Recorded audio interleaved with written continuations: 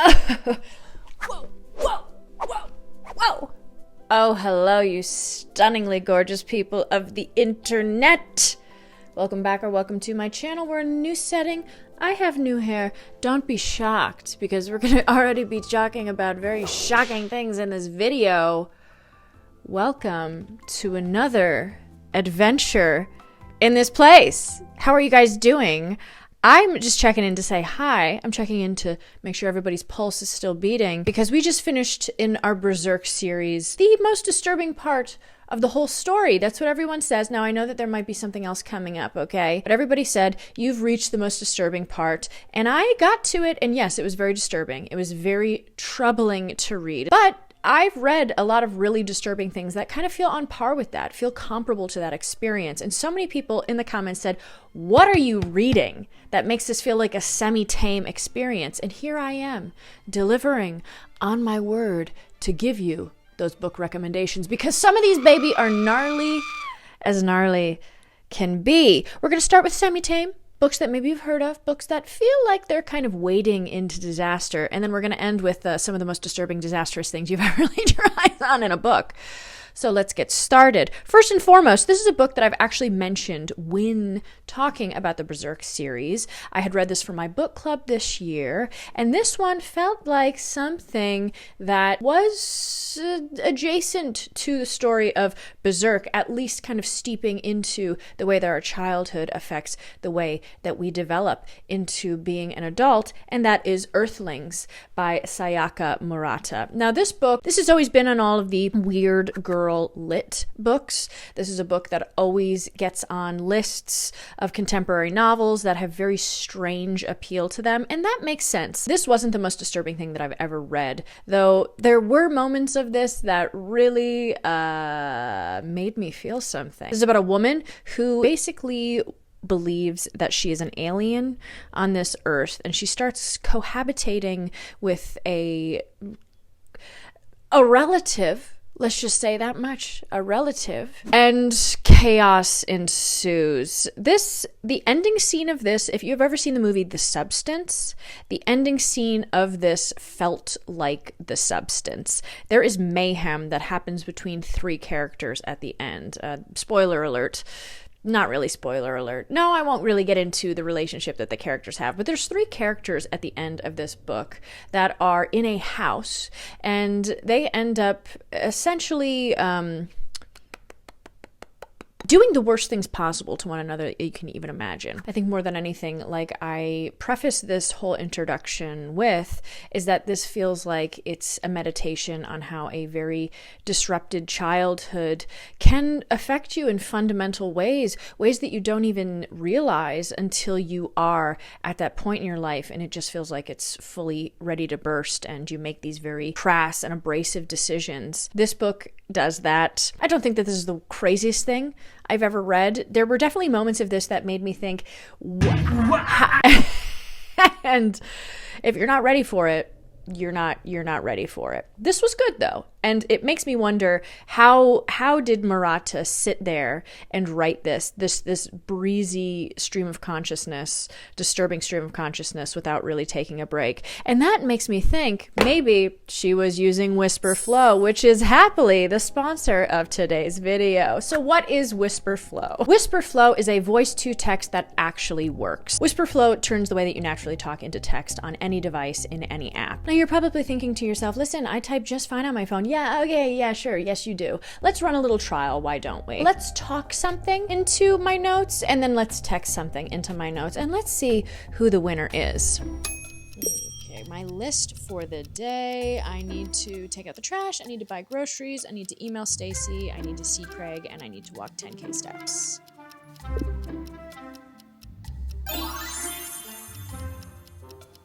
That's crazy. That's what I thought. And you're probably also thinking, well, listen, there are other kind of built-in dictation devices available. You tell me the last time that they wrote something completely cohesive and exactly how you wanted it to be written. I'll wait. With Whisperflow, I can write the most complex email to my manager, and it will be exactly how I would write it. Hey, Stace, how you doing? I just wanted to follow through with the email that we were talking about earlier. I know that we had talked to Wednesdays, our usual time for meeting up, but this Wednesday, I think I'm going to be out of town. A couple of things came up that I'm not really be able to switch around my schedule, do a little switcheroo with, and I know that you're pretty flexible with your time, so I just want to follow up and make sure that you were okay with us switching our time from 12 to 4.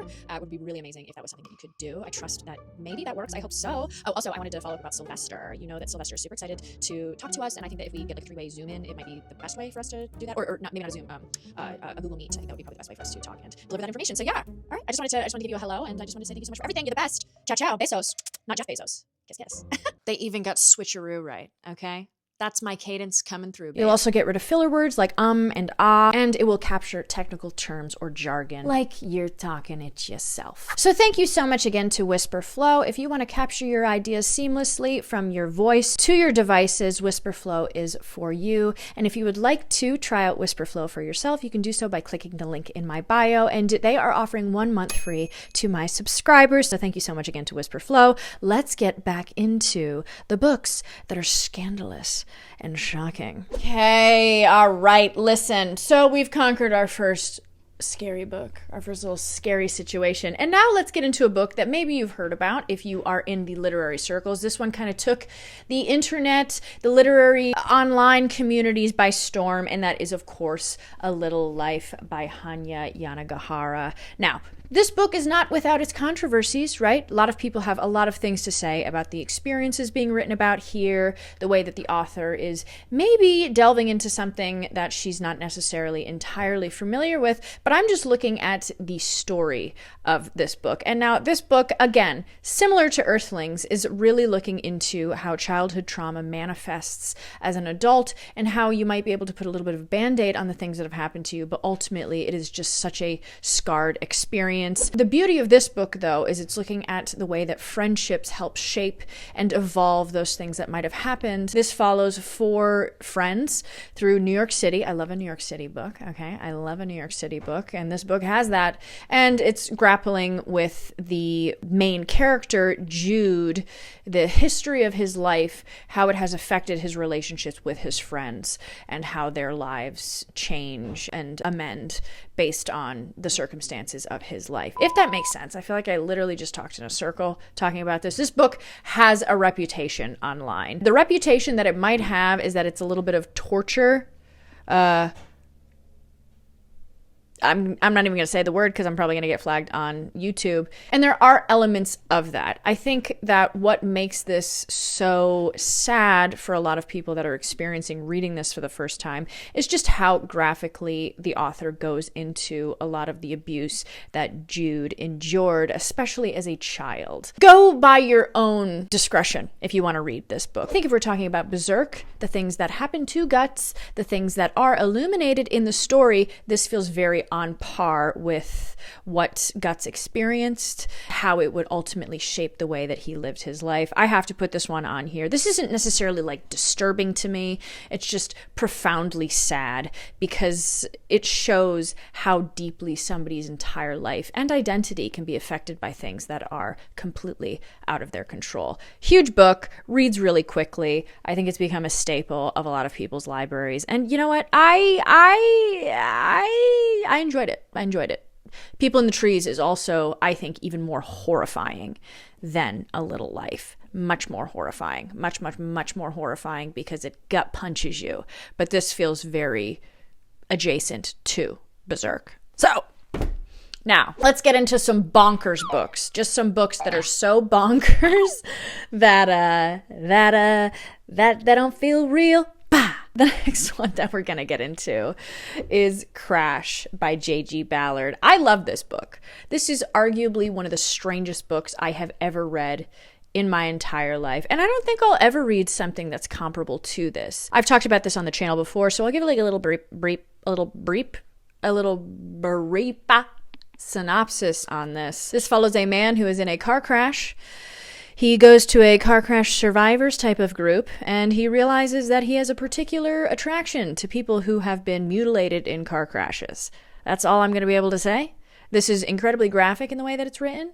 I don't suggest this if you don't like those types of books, but there is something incredibly literary about this, and Ballard in general is a great writer. You might know Empire of the Sun. He has a whole library of really resounding and impressive pieces of fiction. And this, I actually think, is right up there in that category. This isn't gratuitous in the way that it presents its material. It's very much analyzing man versus machine.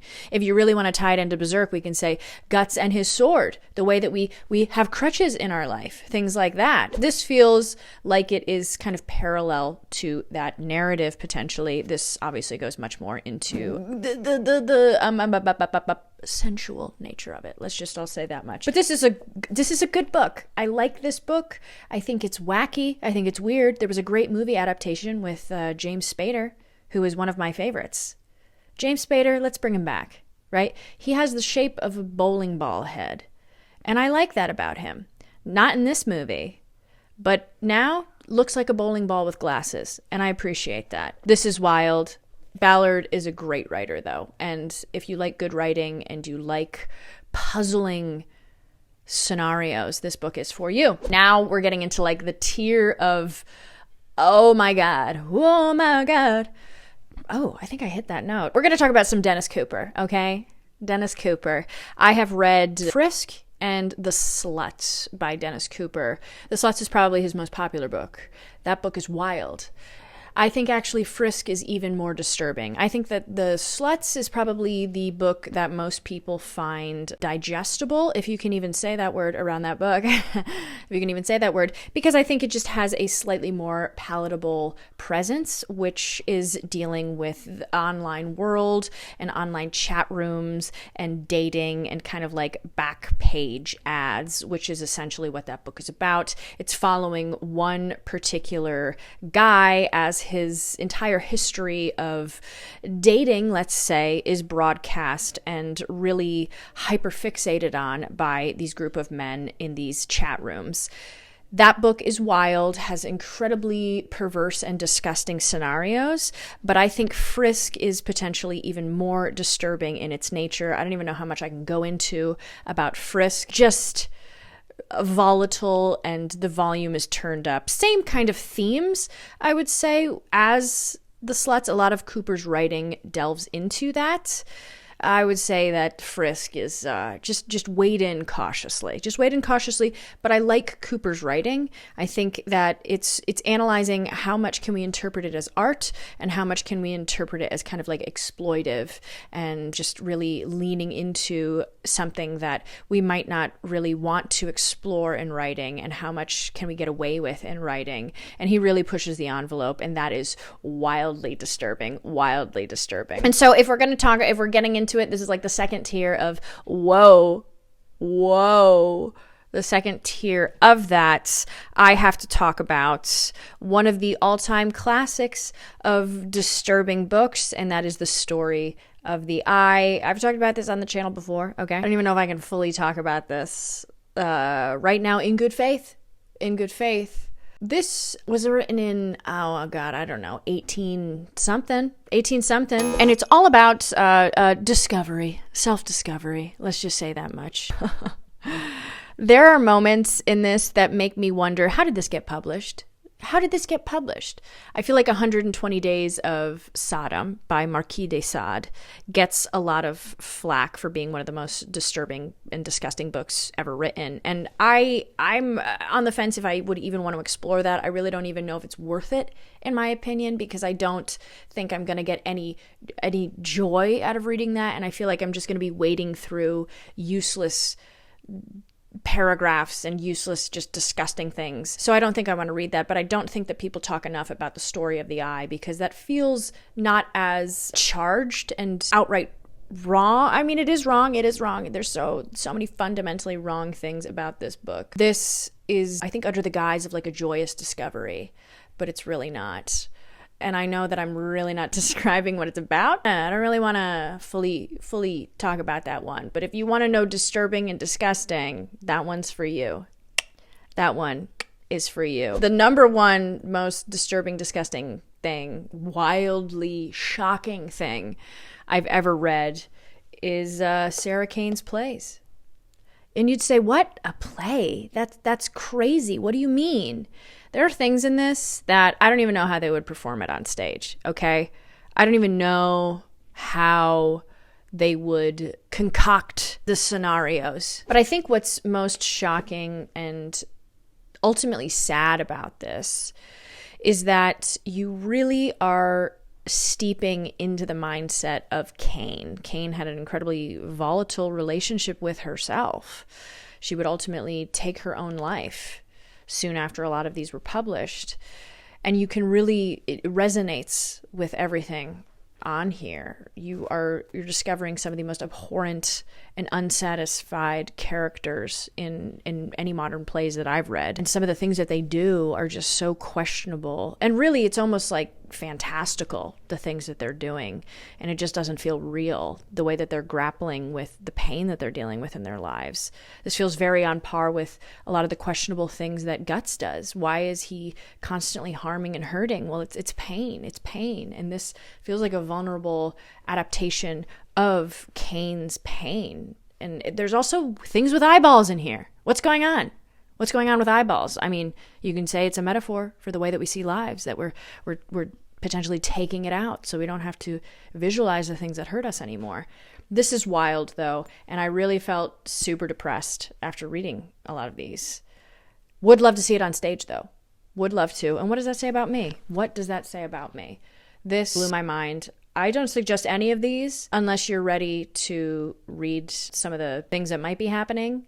These are hard undertakings, okay? These are really hard undertakings. Maybe if you're a Berserk reader, you'll be fine. But you wanted this stuff that's just as disturbing. You got it. You got it. I'm laying my soul bare, okay? I'm laying my soul bare. Started with the little easy ones, ended up with the radically ouch. The radically ouch. So there you go. I'm going to continue reading Berserk, because I know that there might be something else a little freaky coming my way. Very excited for that. In the meantime, you know that I'm looking for something wild, and I would love to know if you've read any books that feel like this, just as disturbing. Would love to know. Want to hear it. Can't wait to see what you discuss. You guys are wonderful. You're fabulous. Thank you so much for being here. I will see you in the next one. And tell me that my hair looks great. That's all I want to hear. That's all I want to hear. It doesn't have to be scary. Just say that you love it. I will see you in the next one.